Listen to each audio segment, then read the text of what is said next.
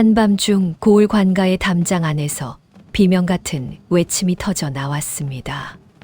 사또나리! 큰일 났습니다. 사또나리! 큰일 났습니다. 암행어사가 우리 고을에 와 계신답니다. 깊이 잠들어 있던 사또는 이불을 걷어차며 벌떡 일어났습니다. 등줄기를 타고 식은땀이 주르르 흘러내렸습니다. 그의 얼굴은 순식간에 백지장처럼 하얗게 질렸습니다. 그가 두려워한 것은 마패도 어명도 아니었습니다. 며칠 전부터 고을을 떠돌던 얼굴을 헝겊으로 칭칭 감고 다니는 이름 모를 거지 하나였습니다. 거지를 두려워하는 사또라니. 세상에 이런 우스운 이야기가 또 있을까요? 그러나 그 거지의 눈빛을 한 번이라도 본 사람이라면 결코 웃을 수 없었을 것입니다. 굶주림에 지친 거지의 눈이 아니었습니다. 무언가를 오래도록, 아주 오래도록 벼려온 자의 눈이었습니다. 그 사내는 대체 누구였을까요? 그리고 저 위세등등하던 사또는 어찌하여 한낱 거지 앞에서 그토록 벌벌 떨어야 했을까요? 실록에 없는 이야기, 설연입니다. 오늘도 찾아와 주신 여러분께 복과 건강이 깃들기를 바랍니다. 곡간지기 복실령도 함께 빌어드리지요. 그럼 이야기 시작합니다. 그해 여름, 하늘은 인정이라는 것을 잊은 듯 했습니다. 경상도 깊은 산자락에 안겨있는 작은 고을, 이름조차 세상에 잘 알려지지 않은 그곳에는 2달이 넘도록 비 한 방울 내리지 않았습니다. 노는 거북이 등껍질처럼 쩍쩍 갈라졌고 갈라진 틈으로 뜨거운 바람이 지날 때마다 흙먼지가 풀썩풀썩 피어올랐습니다. 봄에 심은 모는 채 뿌리를 내리기도 전에 누렇게 시들어 죽었고 밭에 심은 콩이며 조도 잎을 오그라뜨린 채 말라갔습니다. 사람들은 하늘만 올려다보았습니다. 아침이면 마당에 나와 구름 한 점 없는 파란 하늘을 원망스레 쳐다보다가 저녁이면 텅 빈 솥단지를 들여다보며 한숨을 내쉬었습니다. 젖먹이를 아는 안악은 나오지 않는 젖을 물리며 소리 없이 눈물을 떨구었고 노인들은 담벼락에 기대앉아 이러다 다 죽는다는 말을 넋두리처럼 흘렸습니다. 바로 그 무렵이었습니다. 고을 어귀로 이어지는 흘길을 따라 한 사내가 절뚝이며 걸어 들어왔습니다. 행색은 차마 눈 뜨고 보기 어려울 만큼 초라했습니다. 다 해진 무명옷은 본래 무슨 색이었는지 알 수 없을 만큼 때에 절었고 여기저기 터진 틈으로 야윈 살갗이 드러났습니다. 집시는 한쪽이 반쯤 떨어져 발가락이 삐져나왔으며 손에는 이 빠진 바가지 하나가 들려 있었습니다. 무엇보다 눈길을 끄는 것은 그의 얼굴이었습니다. 사내는 낡은 헝겊으로 얼굴의 절반을 칭칭 감아두었는데 마치 몹쓸 병이라도 앓는 사람처럼 보였습니다. 에구, 저 꼴 좀 보게. 우물가에 모여있던 안악들이 사내를 보고는 저마다 얼굴을 찡그리며 물러섰습니다. 어디서 저런 것이 굴러들어 왔누. 안 그래도 먹을 것이 없어 다들 죽을 판인데. 쫓아내야지. 별 수 있나. 저런 것 하나 붙어 살기 시작하면 온 동네가 거덜나. 사내는 그런 말들을 못 들은 척 묵묵히 걸음을 옮겼습니다. 아니, 어쩌면 정말로 듣지 못한 것인지도 몰랐습니다. 그의 걸음에는 어떤 흔들림도 없었습니다. 멸시도 조롱도 문전박대도 이미 수없이 겪어온 사람의 걸음이었습니다. 한 집 앞에 멈춰 선 사내가 이 빠진 바가지를 조심스레 내밀었습니다. 그러나 문은 야멸차게 닫혔습니다. 다음 집도 그 다음 집도 마찬가지였습니다. 어느 집에서는 개를 풀어 그를 쫓았고 아이들은 돌멩이를 주워 던지며 문둥이 간다 하고 소리쳤습니다. 돌 하나가 사내의 어깨를 맞히고 튕겨 나갔습니다. 사내는 잠시 걸음을 멈추었을 뿐 뒤돌아보지 않았습니다. 해가 뉘엿뉘엿 서산으로 기울 무렵 사내는 마을 끝자락 다 쓰러져 가는 선앙당 처마 밑에 몸을 뉘었습니다. 하루 종일 아무것도 얻어먹지 못한 배가 쓰렸지만 그의 표정에는 굶주림에 대한 원망이 없었습니다.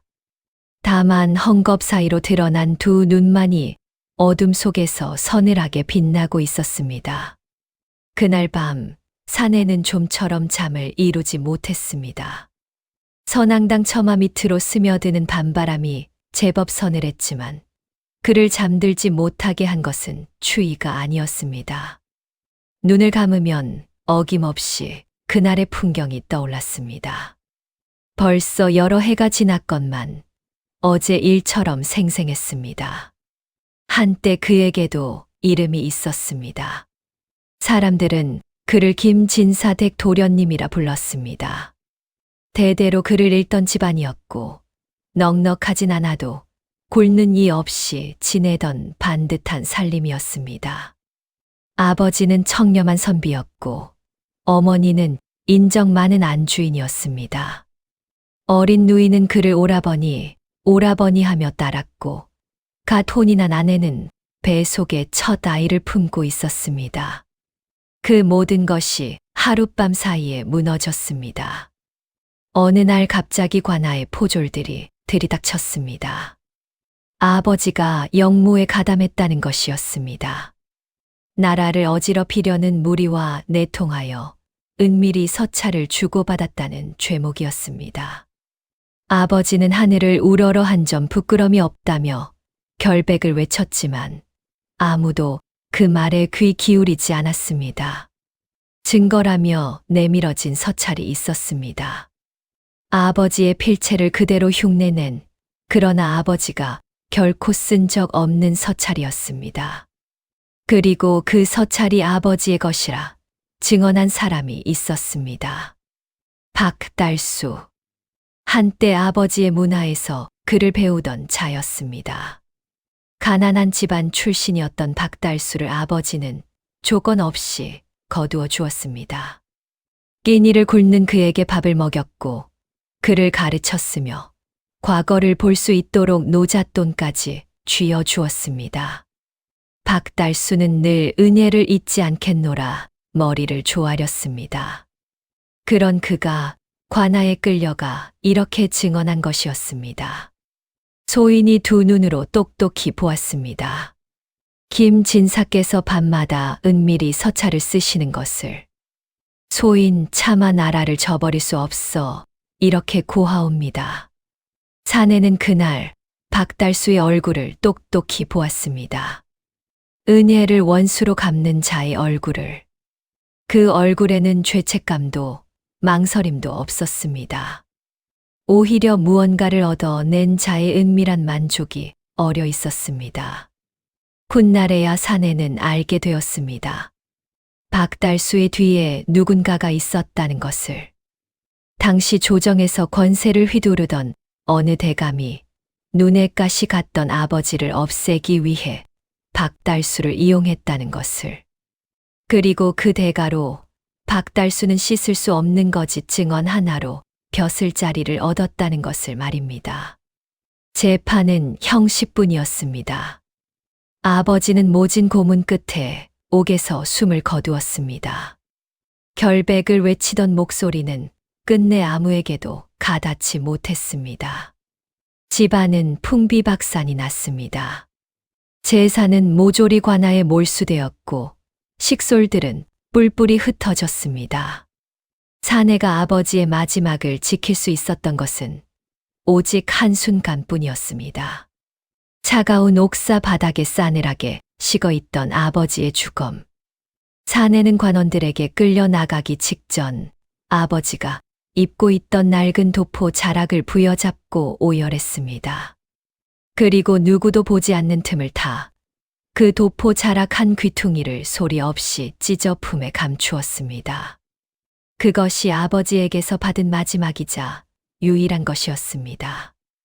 이후로 사내는 그 헝겊 조각을 단 한시도 몸에서 떼어놓지 않았습니다.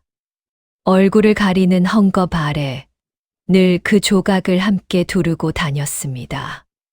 아버지의 원한을 잊지 않기 위해서였고, 동시에 아버지가 늘 곁에서 자신을 지켜주고 있다 믿고 싶었기 때문입니다. 어머니는 관비가 되어 먼 고을로 끌려갔습니다. 끌려가던 날, 어머니는 사내의 손을 붙잡고 말했습니다. 살아있거라. 무슨 일이 있어도 반드시 살아있어야 한다. 살아서 언젠가 이 억울함을 세상에 밝혀다오. 어린 누이는 어느 대갓집의 몸종으로 팔려갔습니다. 오라버니, 오라버니 하고 울부짖으며 끌려가던 누이의 목소리가 사내의 귓가에 아직도 맴돌았습니다. 그리고 아내는 만삭의 몸으로 노비 문서의 이름이 오른 아내는 끌려가던 도중 그만 길바닥에서 아이를 낳다가 숨을 거두었다고 들었습니다. 아이가 살았는지 죽었는지조차 사내는 알지 못했습니다. 사내 자신도 노비로 끌려갔습니다. 그러나 그는 살아야 했습니다. 어머니의 마지막 말이 그를 붙들었습니다. 그는 몇 번의 죽을 고비를 넘기며 마침내 그곳을 벗어났습니다. 도망친 노비의 몸으로 얼굴을 가리고 이름을 버린 채 거지가 되어 세상을 떠돌기 시작했습니다. 그렇게 떠돈 세월이 어언 7년이었습니다. 그 긴 세월 동안 사내는 단 하나의 이름만을 좇았습니다. 박달수. 그날 관아에서 거짓을 증언하고 그 대가로 벼슬을 얻은 자. 사내는 수소문 끝에 마침내 그자의 행방을 알아냈습니다. 박달수는 지금 어느 산골 고을의 사또가 되어 있었습니다. 바로 사내가 오늘 걸어 들어온 이 고을이었습니다. 헝겊 아래로 드러난 사내의 두 눈이 어둠 속에서 번뜩였습니다. 7년을 벼려온 칼끝 같은 눈빛이었습니다. 박달수. 드디어 찾았다. 낮게 새어나온 목소리에는 사람의 것이라 믿기 어려운 한이 서려 있었습니다. 이튿날 아침 고을은 여느 때와 다름없이 굶주림으로 문을 열었습니다. 그러나 정오가 가까워질 무렵 저작거리에는 심상치 않은 소문 하나가 바람을 타고 번지기 시작했습니다. 발단은 주막이었습니다. 보찜을 진 낯선 장군 하나가 막걸리 한 사발을 들이켜며 무심코 흘린 말이었습니다. 이복에 자네들 그 소식 들었는가? 요 근방에 암행어사가 떴다는구먼. 주막에 모여있던 사람들의 눈이 일제히 커졌습니다. 암행어사라니, 그게 정말이오? 이 사람아. 내가 저 아랫역 고을을 지나오는데 거기 사또가 밤새 보찜을 싸서 주랭랑을 쳤다지 뭔가. 백성들 곡식을 빼돌리고 세금을 2배로 걷던 자였는데 암행어사가 들이닥친다는 소문에 겁을 먹고 달아났다는 게야. 그러니 이 근방 어딘가에 암행어사가 돌아다니고 있는 게 틀림없지. 그 말에 주막 안이 술렁였습니다. 암행어사. 그 세 글자에 백성들의 가슴이 두근거렸습니다. 굶주림에 시달리고 사또의 수탈에 짓눌리던 이들에게 암행어사란 하늘이 내려주는 마지막 희망 같은 것이었습니다. 암행어사께서 오신다면 우리 고을 사또도 무사하지 못할 텐데. 누군가 목소리를 낮추어 중얼거렸습니다. 그 말에 사람들은 저마다 고개를 끄덕이면서도 행여 누가 들을세라 주위를 살폈습니다. 이 고을의 사또 박달수가 어떤 자인지 모르는 사람은 없었습니다. 흉년이 들어 백성들이 굶어 죽는 판국에도 세금을 깎아 죽이는커녕 오히려 온갖 명목을 붙여 곡식을 빼앗아 갔습니다. 관아의 곳간은 백성에게서 짜는 곡식으로 넘쳐났지만 정작 그 곡식이 굶주린 백성에게 돌아오는 일은 없었습니다. 박달수는 그것을 몰래 다른 고을에 내다 팔아 제 배를 불렸습니다. 소문은 발이 달린 듯 온 고을로 퍼져 나갔습니다. 우물가에서 저작거리에서 논두렁에서 사람들은 수군거렸습니다. 암행어사가 왔다더라. 그것도 아주 가까이에 있다더라. 곧 우리 고을에도 들이닥칠 것이라더라. 그리고 소문이 퍼질수록 사람들의 눈길은 자연스레 한 사람에게로 향하기 시작했습니다. 바로 어제 고을에 흘러든 얼굴을 헝겊으로 가린 그 낯선 거지였습니다. 처음 그 생각을 입 밖에 낸 것은 주막집 늙은 주모였습니다. 주모는 물동이를 이고 가던 안악을 붙잡고 은밀히 속삭였습니다. 이보게, 내 어제 그 거지를 봤는데 말이야. 아무리 봐도 예사 거지가 아니야. 예사 거지가 아니라니. 그게 무슨 소리요? 생각해 보게. 얼굴은 왜 꽁꽁 싸매고 다니느냔 말이야. 문둥이라기엔 걸음걸이가 너무 반듯하고 무엇보다 그 눈빛이. 아이고, 내 살다 그런 눈빛은 처음 봤네. 거지 주제의 사람을 어찌나 꿰뚫어 보는지 등골이 다 서늘하더라니까. 안하게 눈이 휘둥그레졌습니다. 설마 그 거지가. 쉿, 목소리 낮추게.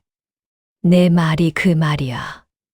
암행어사가 정체를 숨기려고 거지 행세를 하는 거라면 얼굴을 가린 것도 그 예사롭지 않은 눈빛도 다 설명이 되지 않는가.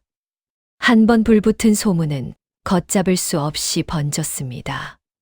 얼굴을 가린 거지가 실은 암행어사라는 이야기는 마치 처음부터 정해진 사실인 양 고을 곳곳으로 퍼져나갔습니다. 사람들은 어제까지 개 취급하며 돌팔매질하던 그 거지를 이제는 두려움과 기대가 뒤섞인 눈으로 바라보기 시작했습니다. 그 시각 정작 소문의 주인공인 사내는 아무것도 모른 채 마을을 돌고 있었습니다. 그의 관심은 오로지 하나, 관아의 동태를 살피는 것이었습니다. 사내는 관아가 내려다 보이는 언덕배기에 앉아 하루 종일 그곳을 지켜보았습니다. 높다란 담장, 위풍당당한 기와지붕, 드나드는 아전과 포졸들. 그 안 어딘가에 박달수가 있을 것이었습니다. 7년 동안 단 하루도 잊은 적 없는 그 얼굴이. 사내는 서두르지 않았습니다.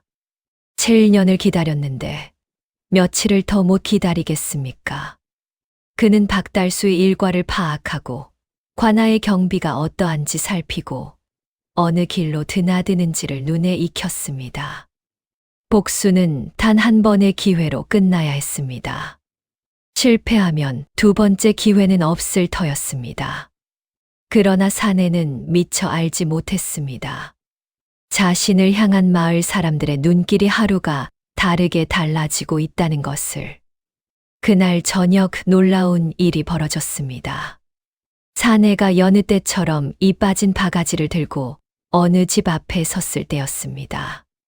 어제까지만 해도 문을 쾅 닫아 걸던 그 집에서 이번에는 안 주인이 버선발로 뛰어나온 것이었습니다. 아이고, 어르신. 이 누추한 곳까지 어인 걸음이십니까? 자, 어서 이리로. 변변치 않지만 욕이라도 하시지요. 안 주인은 김이 모락모락 나는 밥 한 그릇과 나물 몇 가지를 정성스레 차려 내왔습니다. 흉년의 좀처럼 구경하기 힘든 귀한 밥이었습니다. 사내는 어리둥절했습니다. 어제까지 자신에게 돌을 던지던 사람들이었습니다. 그런데 하루아침에 이토록 태도가 달라지다니. 그는 무언가 이상하다는 것을 느꼈지만 굶주린 배는 정직했습니다. 사내는 말없이 밥을 받아들었습니다. 밥을 먹는 내내 안주인은 연신 그의 눈치를 살피며 굽신거렸습니다. 어르신, 혹여 저희가 어제 무례를 범한 것이 있다면 부디 너그러이 용서해 주십시오. 저희가 눈이 어두워 어르신을 몰라 뵈었습니다. 사내는 그 말이 무슨 뜻인지 알 수 없었습니다. 몰라 배웠다니 대체 자신을 무엇으로 안단 말인가. 그러나 그는 아무것도 묻지 않았습니다. 괜히 입을 열었다가 정체가 드러날까 두려웠기 때문입니다.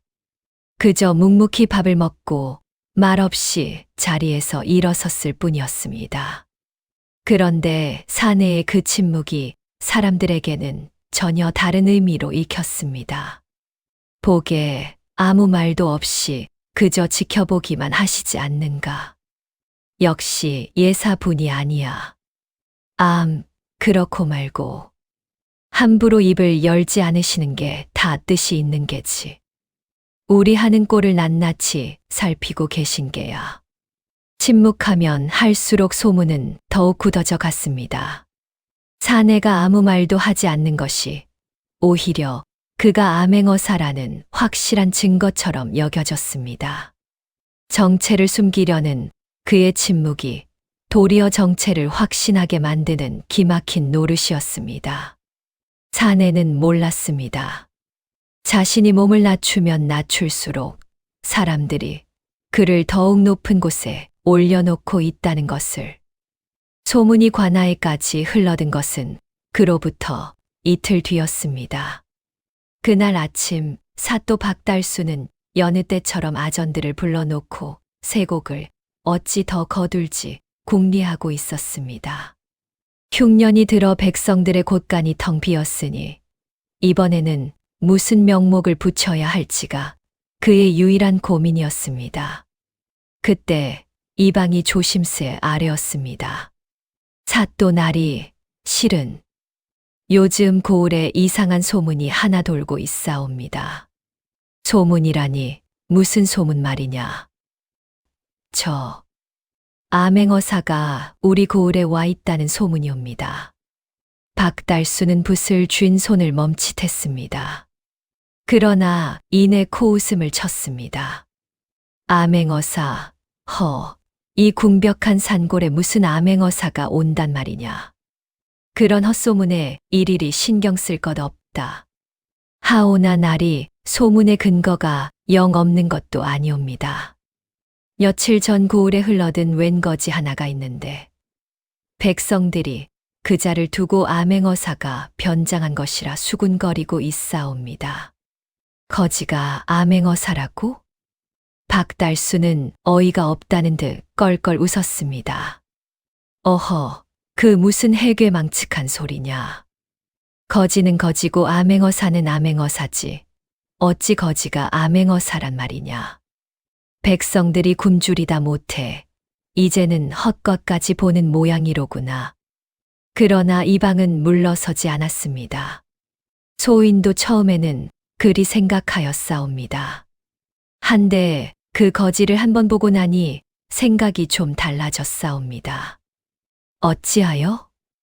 그 자가 얼굴을 온통 헝겊으로 싸매고 다니는데 그 사이로 드러난 눈빛이 예사롭지가 않사옵니다. 거지의 눈이 아니라 마치 사람의 속을 훤히 들여다보는 듯한 눈이었사옵니다. 게다가 그 자는 좀처럼 입을 열지 않사옵니다. 사람들이 무어라 물어도 그저 지켜보기만 할 뿐이라 백성들이 더욱 두려워하고 있사옵니다. 박달수의 얼굴에서 웃음기가 서서히 거치기 시작했습니다. 얼굴을 가린 자, 예사롭지 않은 눈빛, 좀처럼 입을 열지 않는 침묵. 이방의 말을 곱씹을수록 박달수의 가슴 한구석에서 알 수 없는 불안이 스멀스멀 피어올랐습니다. 그도 그럴 것이 박달수는 캥기는 것이 너무나 많은 자였습니다. 백성의 곡식을 빼돌린 것이 한두 번이 아니었습니다. 억울한 일을 옥에 가두고 재물을 뜯어낸 일도 부지기수였습니다. 세금을 착복하고 부역을 빌미로 사람을 부려먹고 뇌물을 받고 죄인을 풀어준 일까지. 만약 이 모든 것이 암행어사의 손에 낱낱이 드러난다면 그의 목은 10개라도 부족할 터였습니다. 이방아, 박달수의 목소리가 어느새 낮게 가라앉아 있었습니다. 그 거지, 지금 어디 있느냐? 그날 밤 박달수는 좀처럼 잠을 이루지 못하고 방 안을 서성였습니다.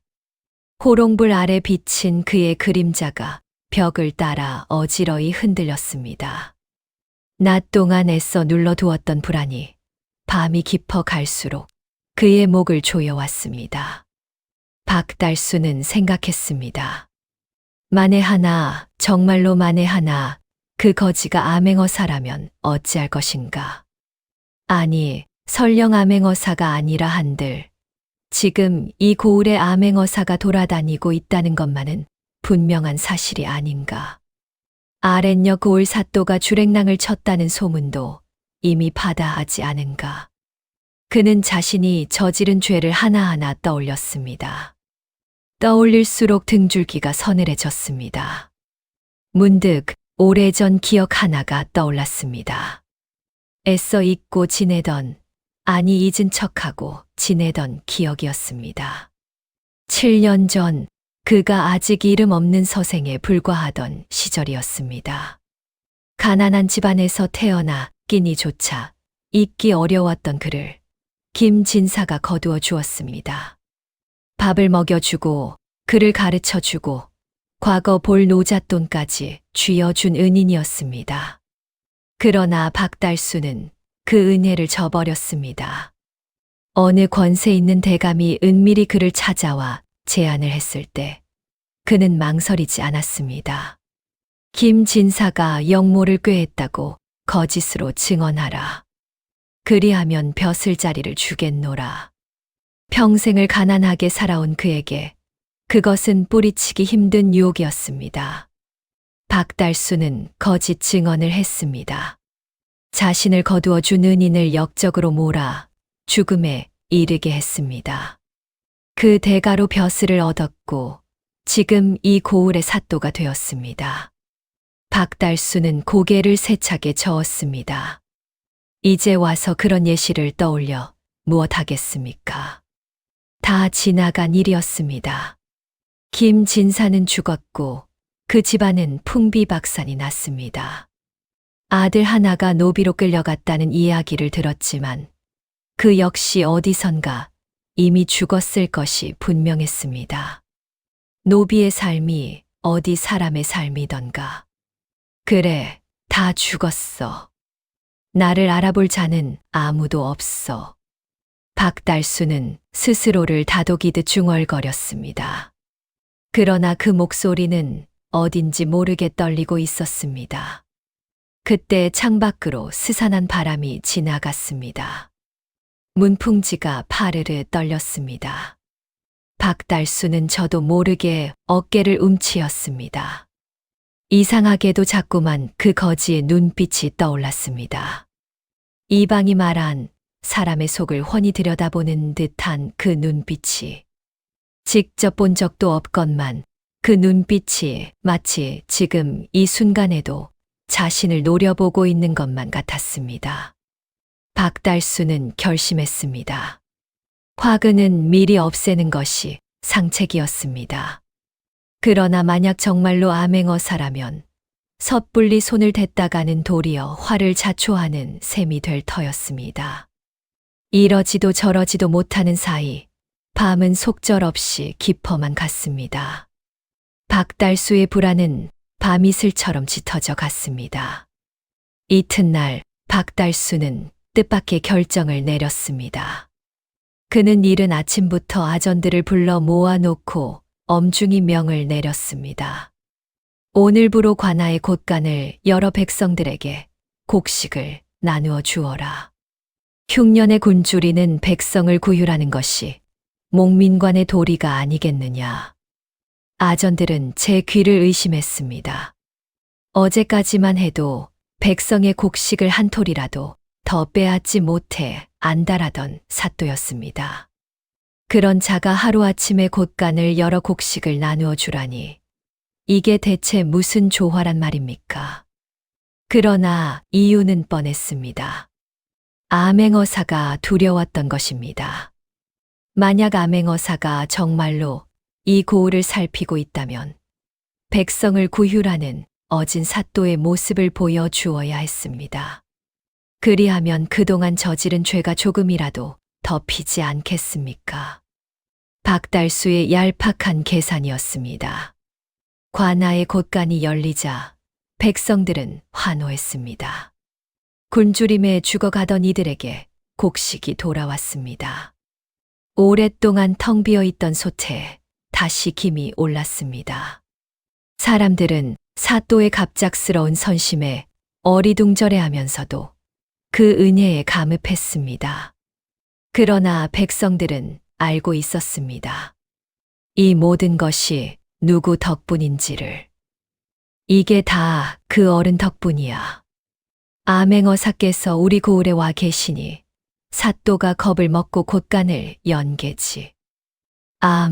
그렇고 말고.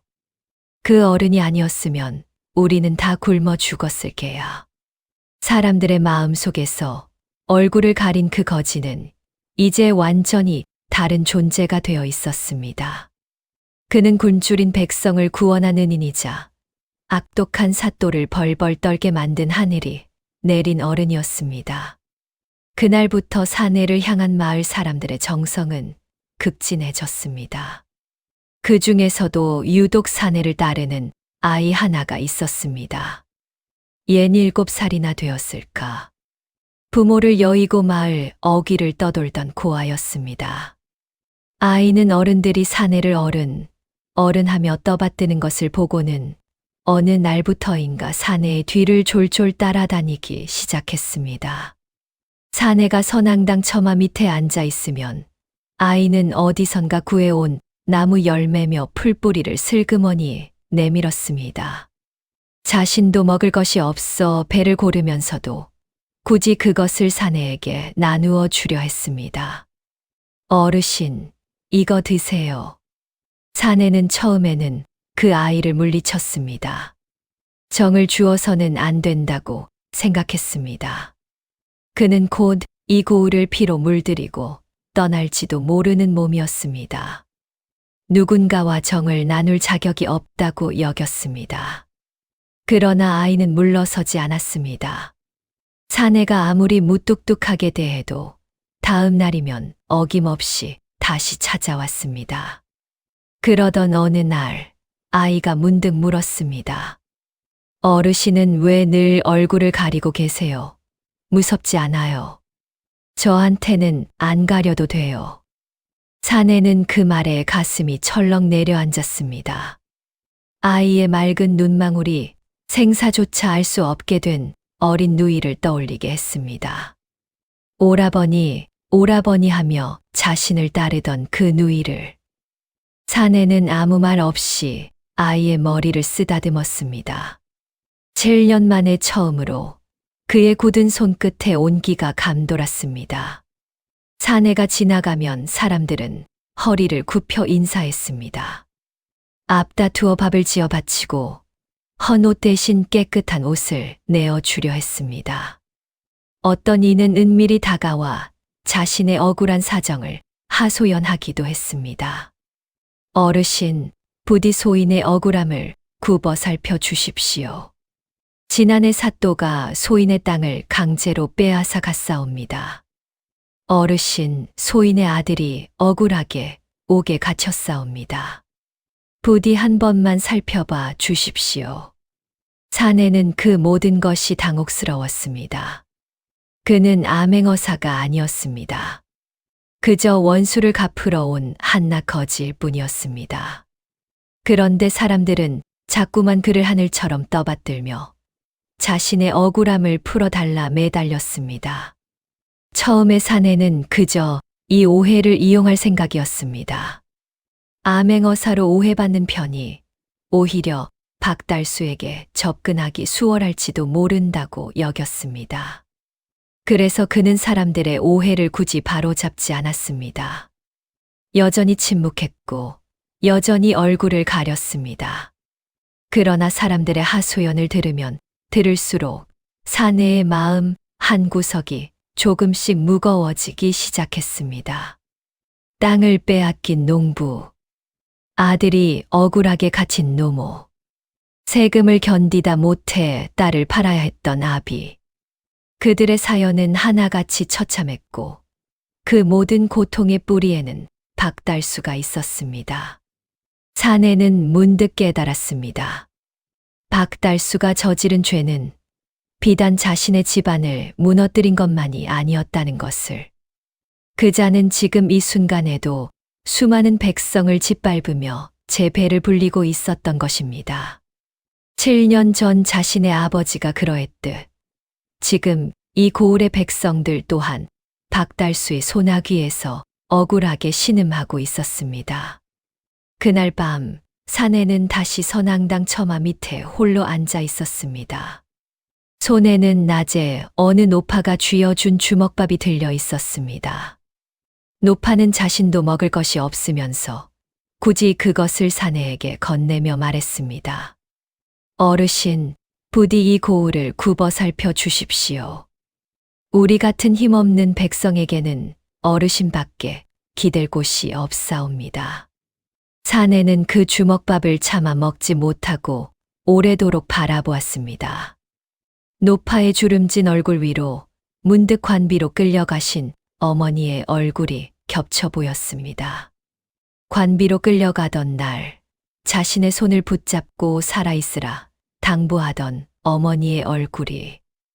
그리고 그 순간 사내의 마음 속에서 오래도록 눌러두었던 물음 하나가 고개를 들었습니다. 내가 박달수를 죽인다면 그 다음은 어찌 되는가. 7년을 벼려온 칼로 마침내 원수의 목숨을 거둔다 한들 그것으로 무엇이 달라지는가. 아버지의 누명은 여전히 벗겨지지 않을 것이었습니다. 세상은 여전히 아버지를 역적으로 기억할 것이었습니다. 어머니의 마지막 소원, 이 억울함을 세상에 밝혀달라던 그 소원은 박달수의 죽음과 함께 영영 묻혀버리고 말 것이었습니다. 박달수를 죽이는 것은 복수일 수는 있어도 결코 진실을 밝히는 길은 아니었습니다. 오히려 사내 자신이 살인자가 되어 다시 쫓기는 몸이 될 뿐이었습니다. 그리 되면 흩어진 가족을 찾을 길도, 억울함을 세상에 알릴 길도 영영 사라지고 말 것이었습니다. 사내는 밤하늘을 올려다보았습니다. 무수한 별들이 차갑게 빛나고 있었습니다.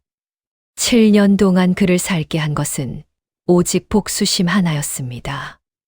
박달수의 목을 베는 그 순간만을 그리며 견뎌온 세월이었습니다. 그런데 이제 그 복수의 방향이 흔들리기 시작했습니다. 죽음으로 갚을 것인가, 아니면 진실로 되갚을 것인가. 사내는 문득 세상을 떠난 아버지의 목소리를 떠올렸습니다. 어린 시절 아버지는 늘 이렇게 가르쳤습니다.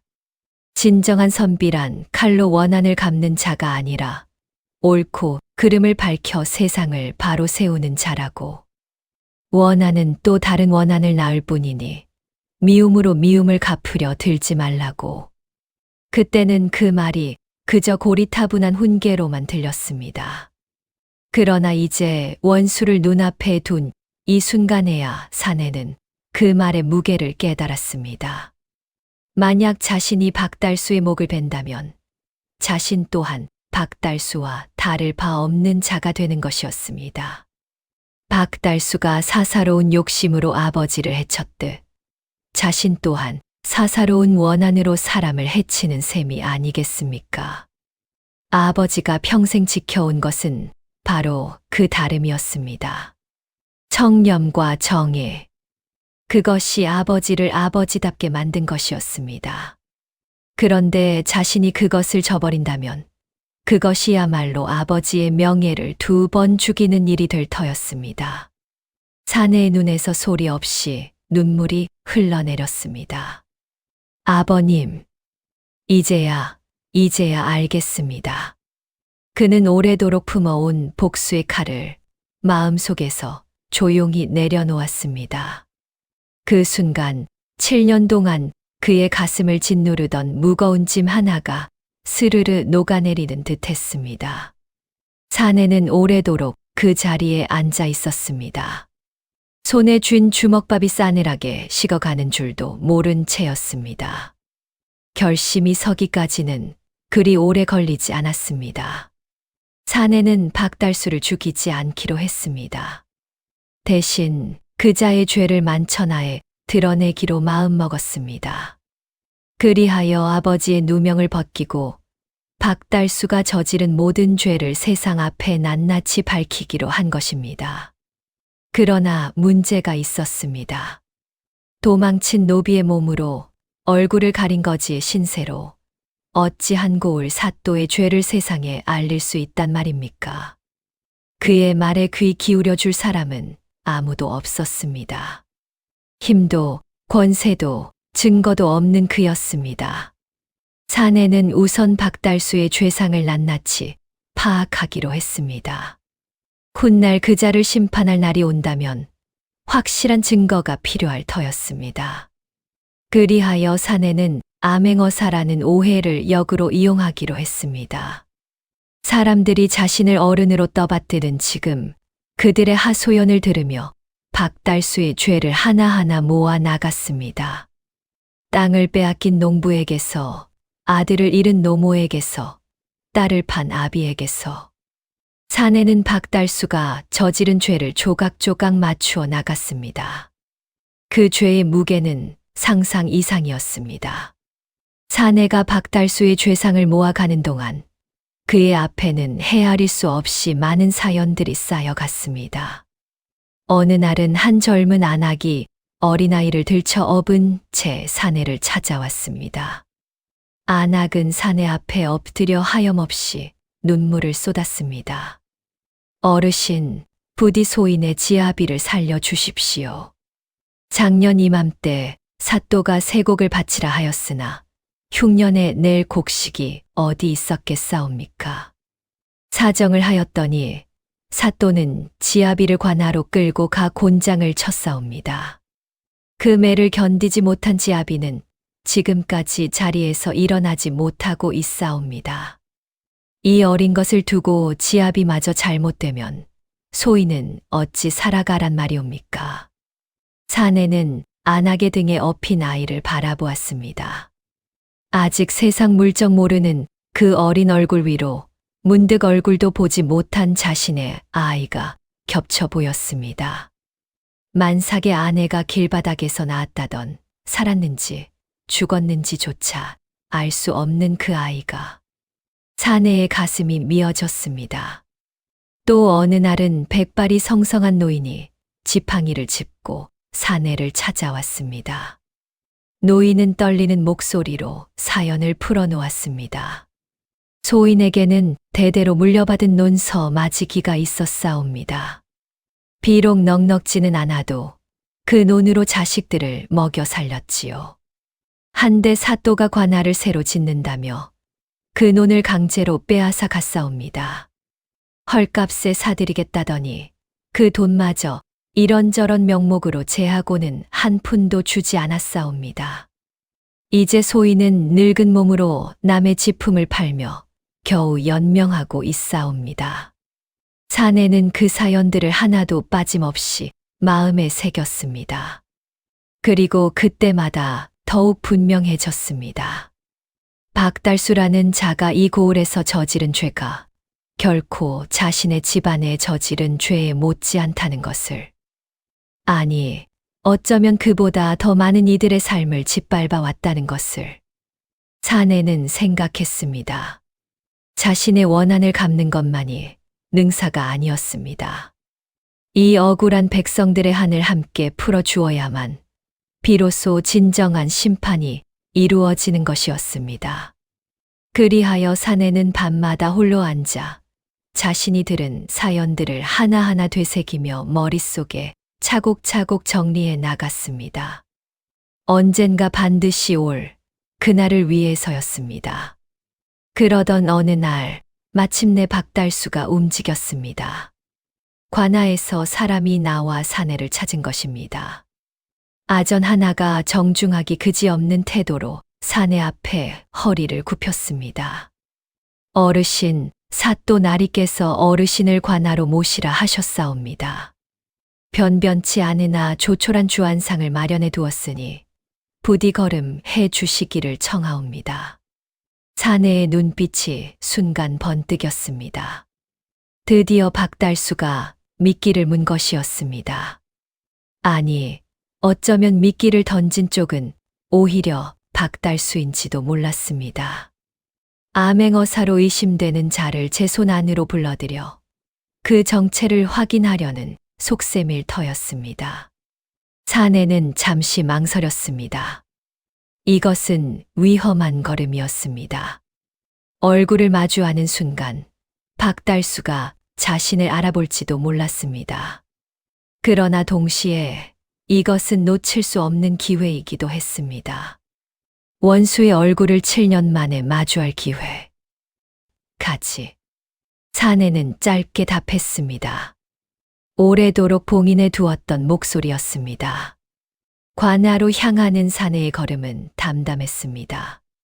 그러나 헝겊 아래 감춰진 그의 심장은 7년 만에 원수를 마주한다는 생각에 격렬하게 뛰고 있었습니다. 관아의 대청에는 과연 진수성찬이 차려져 있었습니다. 흉년의 백성들이 굶어 죽는 판국에 상다리가 부러질 듯 음식이 그득했습니다. 그 상 하나만 보아도 박달수가 그동안 얼마나 백성의 고혈을 짜냈는지 알만했습니다. 그리고 상 건너편에 박달수가 앉아 있었습니다. 7년 만이었습니다. 사내는 헝겊 아래로 그 얼굴을 똑똑히 바라보았습니다. 세월이 흘러 살이 오르고 얼굴에 개기름이 흘렀지만 틀림없는 박달수였습니다. 자신의 아버지를 역적으로 몰아 죽이고 집안을 풍비박산낸 그자였습니다. 사내의 두 손이 소매자락 안에서 부르르 떨렸습니다. 지금 당장 저 목을 조르고 싶은 충동이 목구멍까지 치밀어 올랐습니다. 그러나 사내는 이를 악물고 참았습니다. 지금은 때가 아니었습니다. 박달수는 사내의 얼굴을 유심히 살폈습니다. 헝겊으로 가려진 탓에 이목구비를 알아볼 수는 없었지만 그 사이로 드러난 두 눈만은 또렷이 보였습니다. 그 눈을 마주한 순간 박달수는 저도 모르게 흠칫했습니다. 이방의 말이 옳았습니다. 그것은 예사 눈빛이 아니었습니다. 깊고 서늘하며 사람의 속을 꿰뚫어 보는 듯한 눈. 박달수는 그 눈빛 앞에서 알 수 없는 위압감을 느꼈습니다. 마치 자신의 모든 죄를 낱낱이 알고 있는 자를 마주한 것만 같았습니다. 어서 오시오. 이렇게 누추한 곳까지 걸음해 주시니 실로 영광이외다. 박달수의 목소리는 애써 태연한 척했지만 어딘지 모르게 떨리고 있었습니다. 사내는 아무 말도 하지 않았습니다. 그저 자리에 앉아 박달수를 지그시 바라볼 뿐이었습니다. 그 침묵이 박달수를 더욱 초조하게 만들었습니다. 자, 우선 한 잔 받으시오. 이 고을의 특산주인데 맛이 아주 일품이라오. 박달수가 손수 술을 따랐습니다. 술을 따르는 그의 손이 미세하게 떨렸습니다. 사또씩이나 되는 자가 정체 모를 거지에게 손수 술을 따르고 있는 것이었습니다. 사내는 그 술잔을 받아들었습니다. 그러나 마시지는 않았습니다. 그저 술잔을 든 채 여전히 박달수를 응시할 뿐이었습니다. 침묵이 길어질수록 박달수의 이마에는 식은땀이 맺혔습니다. 그는 어떻게든 이 자의 정체를 알아내야 했습니다. 정말로 암행어사인지 아니면 그저 우연히 흘러든 거지에 불과한 것인지. 실례가 안 된다면 어디서 오신 뉘신지 여쭈어도 되겠소이까? 박달수가 조심스레 물었습니다. 사내는 한동안 대답하지 않았습니다. 그러다 마침내 나직이 입을 열었습니다. 멀리서 왔소. 아주 오래된 빚을 받으러. 그 말에 박달수의 낯빛이 하얗게 질렸습니다. 빚이라 하셨소. 그렇소. 반드시 받아내야 할 빚이지. 사내의 목소리는 낮고 서늘했습니다. 박달수는 그 말 속에 담긴 서슬퍼런 기운에 온몸이 오싹해졌습니다. 그러나 그 빚이 무엇을 뜻하는지 그는 미처 알아차리지 못했습니다. 그날의 술자리는 끝내 아무런 소득 없이 끝났습니다. 사내는 술 한 모금 입에 대지 않았고 이렇다 할 말도 남기지 않은 채 자리를 떴습니다. 그러나 그가 남기고 간 그 서늘한 눈빛과 오래된 빚이라는 말만은 박달수의 가슴에 모처럼 박혔습니다.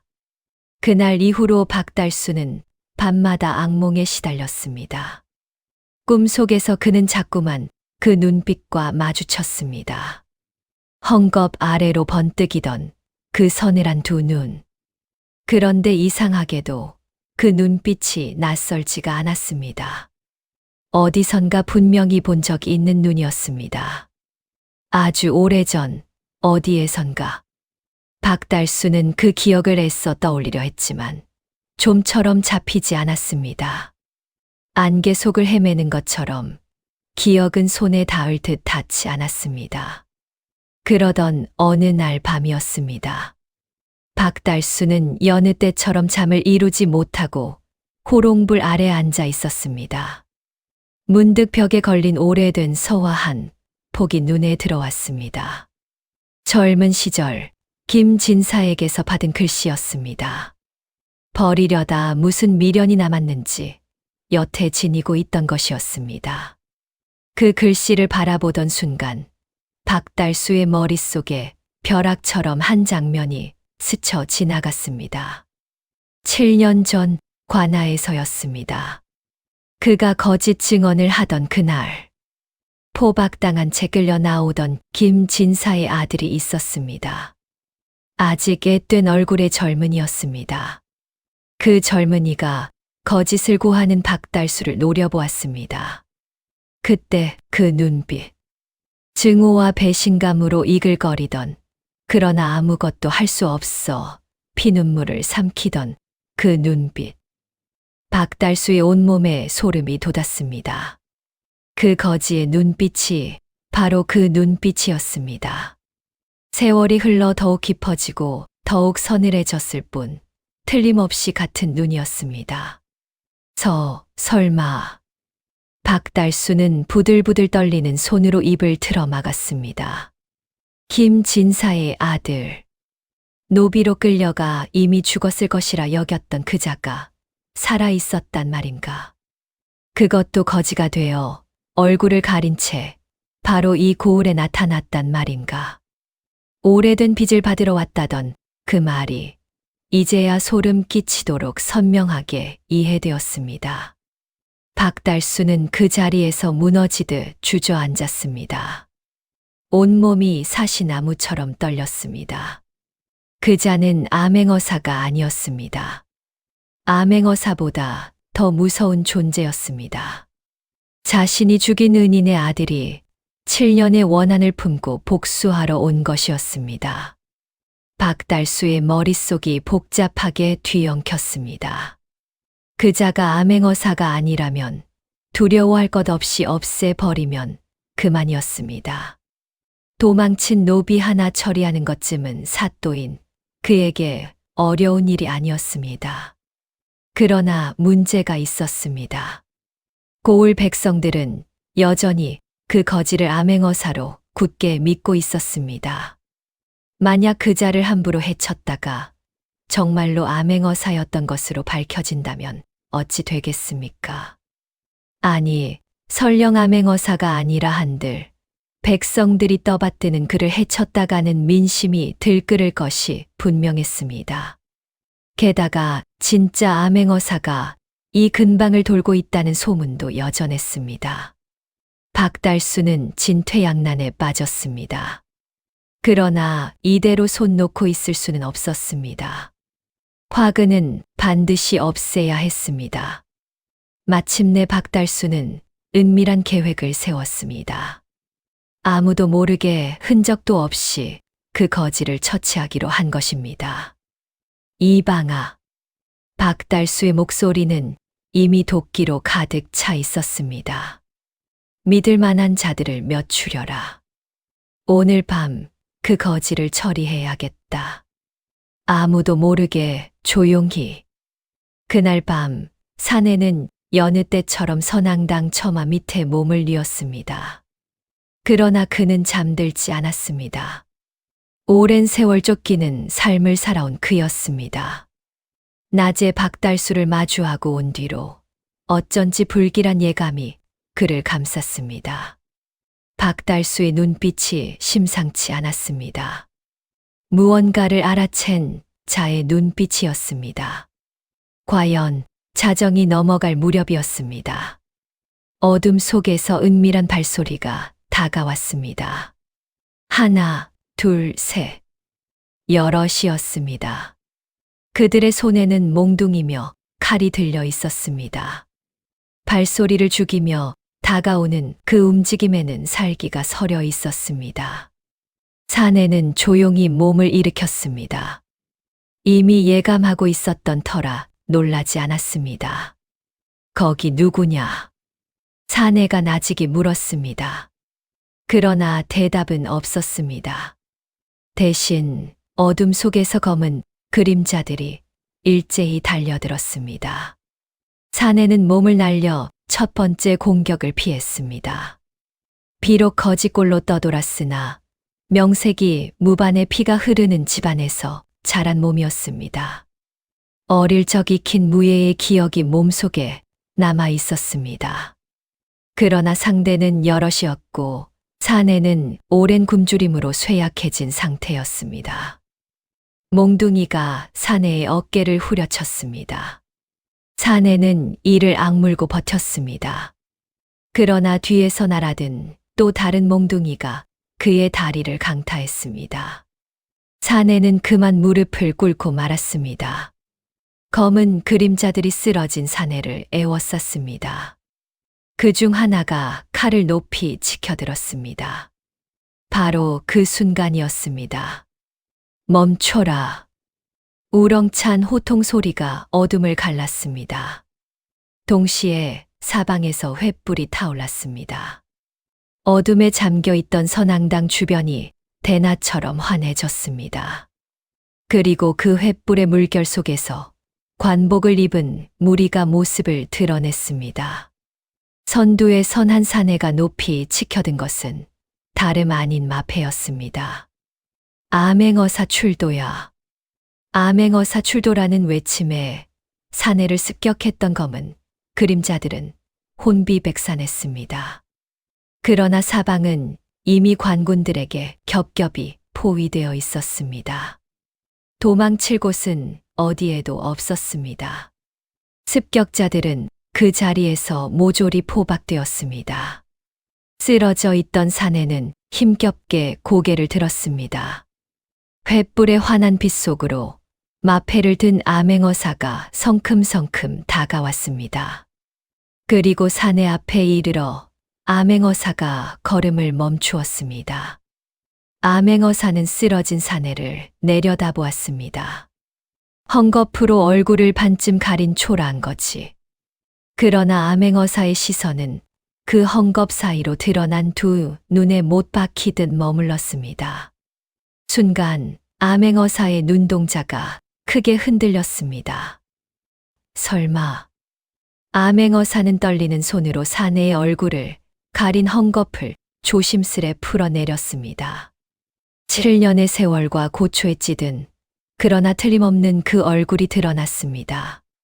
그리고 그 헝겊 안쪽에 겹겹이 둘러있던 색이 바랜 도포 자락 한 조각이 함께 드러났습니다. 윤태경은 그것을 알아보았습니다. 언젠가 스승김 진사가 즐겨 입던 그 도포였습니다. 벗이 7년의 세월 동안 무엇을 품고 견뎌왔는지를 깨달은 순간 윤태경의 눈에서도 왈칵 눈물이 쏟아졌습니다.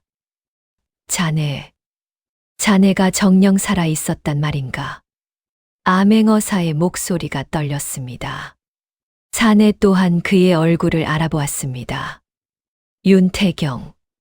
사내가 몰락하기 전 함께 글을 읽고 나라를 논하던 중마고우였습니다. 두 사람은 어린 시절부터 형제처럼 지낸 사이였습니다.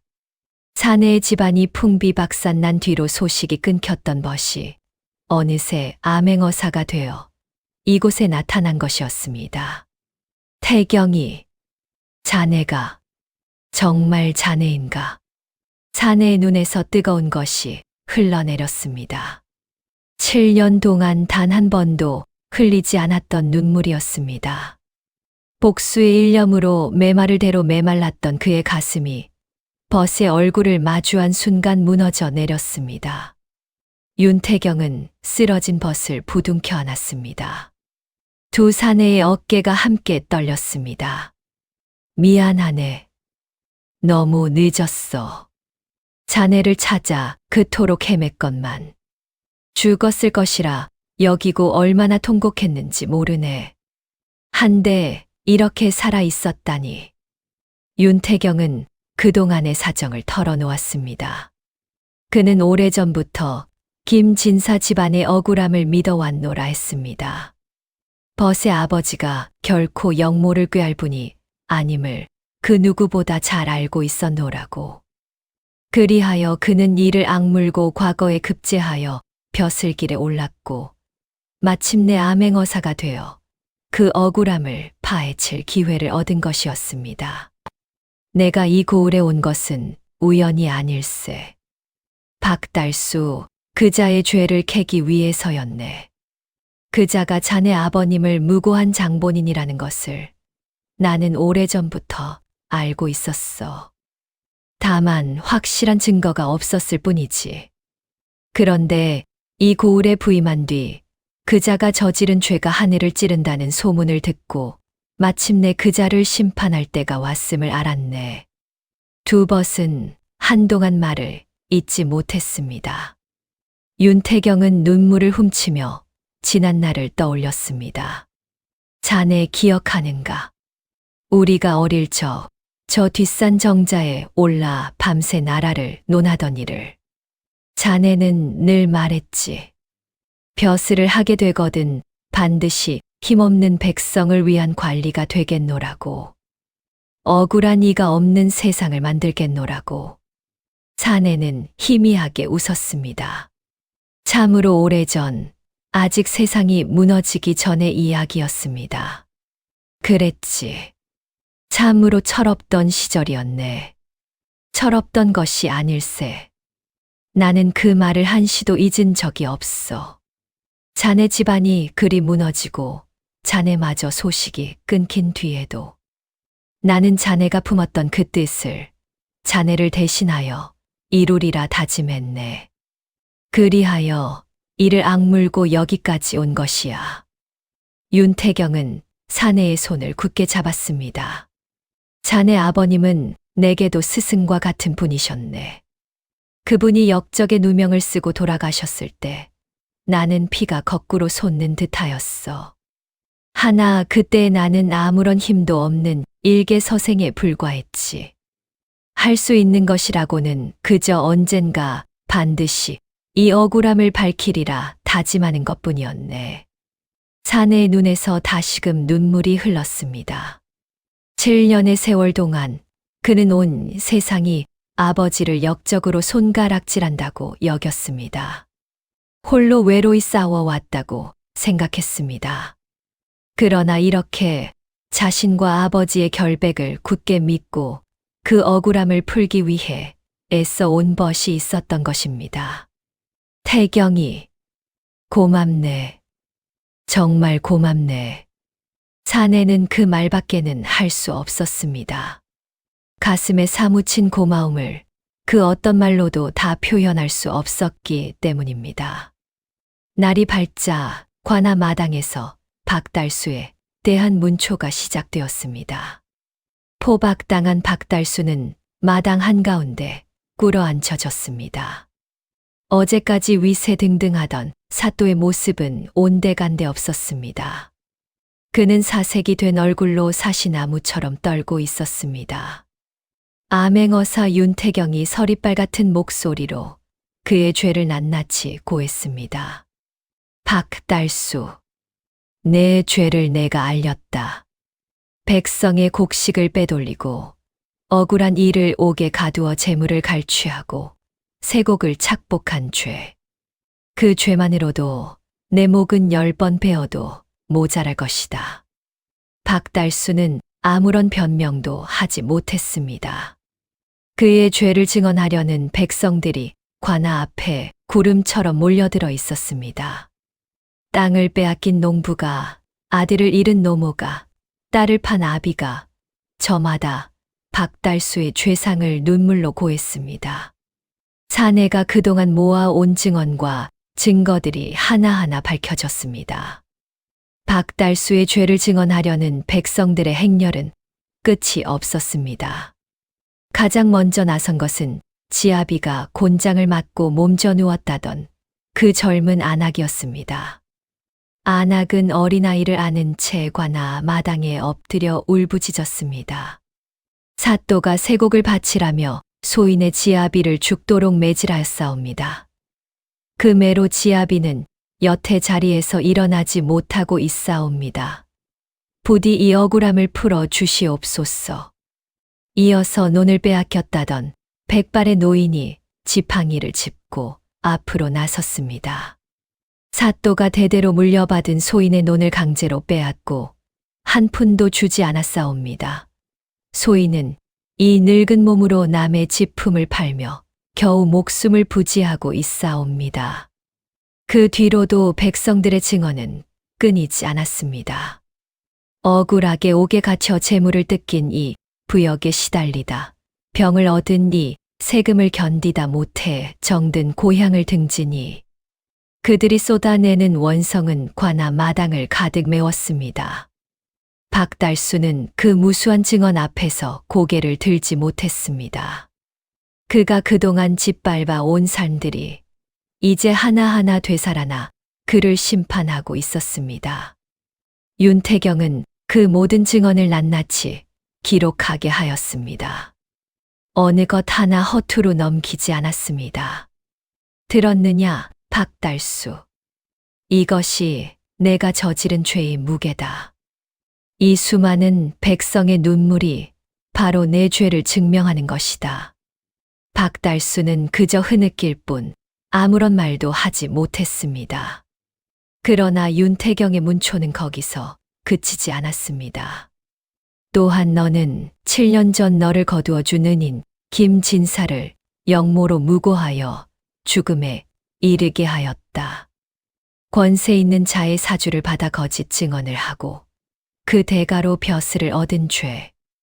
은혜를 원수로 갚은 그 죄가 어찌 앞서 말한 죄보다 가볍다 하겠느냐. 그 말에 박달수의 얼굴이 클빛으로 변했습니다. 어찌 그것을. 내가 무고한 김진사의 아드님이 바로 여기 계시다. 윤태경의 말에 따라 사내가 앞으로 나섰습니다. 이제는 헝겊을 벗어 던진 당당한 선비의 얼굴이었습니다. 그 얼굴을 알아본 박달수의 입에서 외마디 비명이 터져 나왔습니다. 7년 전 자신이 죽음으로 몰아넣은 벗의 아들이 바로 눈앞에 서 있었던 것입니다. 박달수는 완전히 무너졌습니다. 그는 사내 앞에 머리를 조아리며 울부짖었습니다. 자, 잘못했소. 내가 죽을 죄를 지었소. 그때는 나도 어쩔 수 없었소. 대감이 시키는 대로 하지 않으면 나 또한 목숨을 부지할 수 없었단 말이오. 사내는 무너진 박달수를 오래도록 내려다보았습니다. 7년을 벼려온 원한이었습니다. 지금 이 손으로 저자의 목을 벨 수도 있었습니다. 그러나 사내는 그리하지 않았습니다. 내가 7년을 살아온 것은 너를 죽이기 위해서가 아니다. 사내의 목소리는 놀랍도록 차분했습니다. 내 아버님의 누명을 벗기기 위해서였다. 아버님이 역적이 아니라 청렴한 선비였음을 세상에 밝히기 위해서였다. 너를 죽인다 한들 아버님의 명예는 돌아오지 않는다. 그러니 너는 살아서 내가 저지른 모든 죄를 세상 앞에 낱낱이 고하여라. 그것이 내가 갚아야 할 빚이다. 박달수는 그 말에 더욱 서럽게 통곡했습니다. 차라리 죽음보다 무거운 심판이었습니다. 박달수는 그의 모든 죄를 자백했습니다. 그의 자백을 바탕으로 7년 전 김진사를 무고하도록 사주한 권세가의 죄상 또한 조정에 낱낱이 보고되었습니다. 얼마 뒤 조정에서는 김진사의 억울한 누명을 벗기고 그 명예를 회복시켰습니다. 역적의 오명을 쓰고 세상을 떠났던 아버지는 마침내 청렴한 선비로 그 이름을 되찾았습니다. 몰수되었던 재산도 사내에게 돌려주라는 명이 내려졌습니다. 박달수는 그동안 저지른 죄의 대가로 엄중한 벌을 받았습니다. 그를 사주했던 권세가 또한 그 죄가 밝혀져 벌을 면치 못했습니다. 아버지의 명예가 회복되었다는 소식이 고을에 전해지던 날, 사내는 홀로 선앙당을 찾았습니다. 7년의 세월 동안 얼굴을 가린 채 떠돌던 그 초라한 거지의 흔적이 아직 그곳에 남아 있었습니다. 사내는 그 자리에 조용히 무릎을 꿇고 앉았습니다.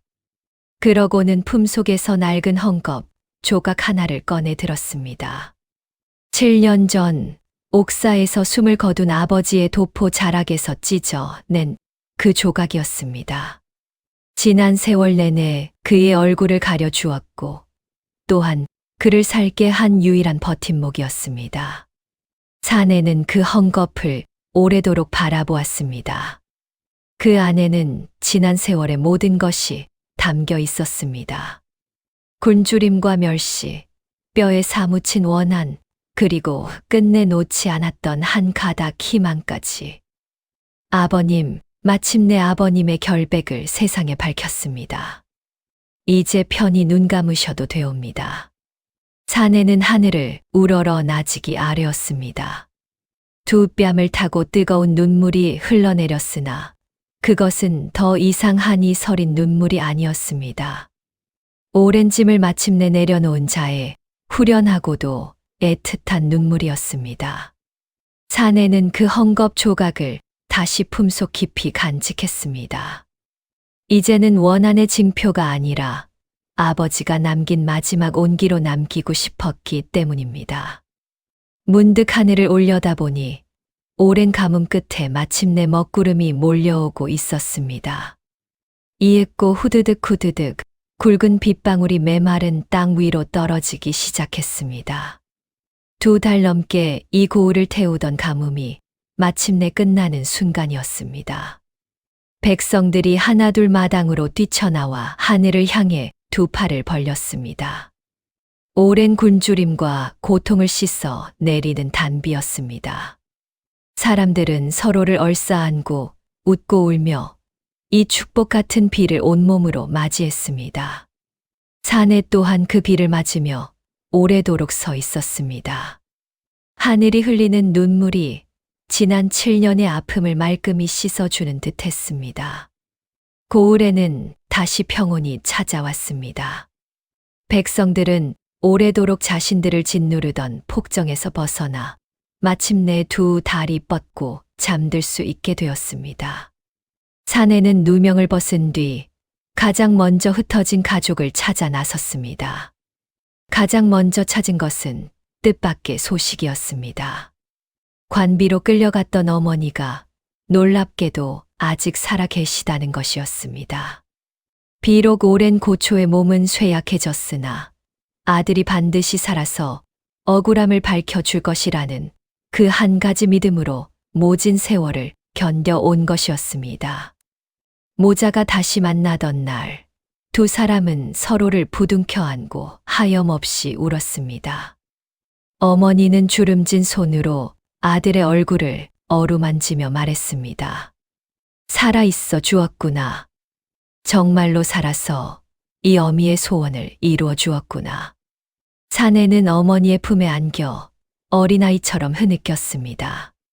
7년 동안 짊어져 온 모든 서름이 그 눈물과 함께 씻겨 내려가는 듯 했습니다. 몸종으로 팔려갔던 누이의 행방도 얼마 뒤 알아냈습니다. 다행히 마음씨 고운 주인을 만나 큰 고생 없이 지내왔다 하였습니다. 흩어졌던 가족이 하나둘 다시 모이자 오래도록 비어있던 사내의 가슴에도 마침내 온기가 차오르기 시작했습니다. 다만 한 가지, 만삭의 몸으로 세상을 떠난 아내와 그 아이의 소식만은 끝내 알 길이 없었습니다. 사내는 훗날 반드시 그 아이의 행방마저 찾아내리라 마음속으로 다짐했습니다. 그것이 먼저 간 아내에게 바치는 마지막 도리라 여겼습니다. 세월이 흘러 몸은 늙고 지쳤으나 사내의 눈빛은 이제 예전과 같지 않았습니다. 7년을 벼려온 그 서늘한 칼끝 같던 눈빛은 사라지고 그 자리에는 다시금 사람을 향한 따스함이 깃들어 있었습니다. 떠나는 날 고을 백성들이 길가에 늘어서서 사내를 배웅했습니다. 비록 그가 암행어사가 아니었음이 밝혀졌으나 백성들은 여전히 그를 어른으로 우러렀습니다. 힘없는 백성의 억울함을 굽어 살피고 마침내 폭정을 끝내게 한 것은 다름 아닌 그였으니 말입니다. 한 노파가 사내의 손을 붙잡고 눈물을 흘렸습니다. 언젠가 그에게 주먹밥을 쥐어 주었던 그 노파였습니다. 부디 흩어진 가족을 다 찾으시어 오래오래 평안하시기를 비옵니다. 사내는 노파의 주름진 손을 마주 잡으며 고개를 끄덕였습니다. 그의 눈가에도 촉촉이 이슬이 맺혔습니다. 그렇게 사내는 고을을 떠났습니다. 얼굴을 가렸던 거지의 모습이 아니라 잃어버렸던 자신의 이름을 되찾은 한 사람의 선비로서 이제는 혼자가 아니었습니다. 되찾은 어머니와 누이가 그의 곁을 지켜주었습니다. 저 멀리 어딘가에 있을 가족을 찾아 다시금 길을 나섰습니다. 한 사람의 서늘한 눈빛에서 시작된 오해가 마침내 오래 묵은 억울함을 씻어 내고 잃어버린 정의를 되찾게 하였으니 세상의 일이란 참으로 알 수 없는 것이었습니다. 실록에는 없었으나 오늘 여러분과 함께 되살아난 이야기였습니다. 여러분의 앞날에 근심 거치고 하시는 일마다 형통하시기를 서령과 복실령이 두 손 모아 빕니다. 건강하십시오. 다음 이야기로 다시 찾아뵙겠습니다.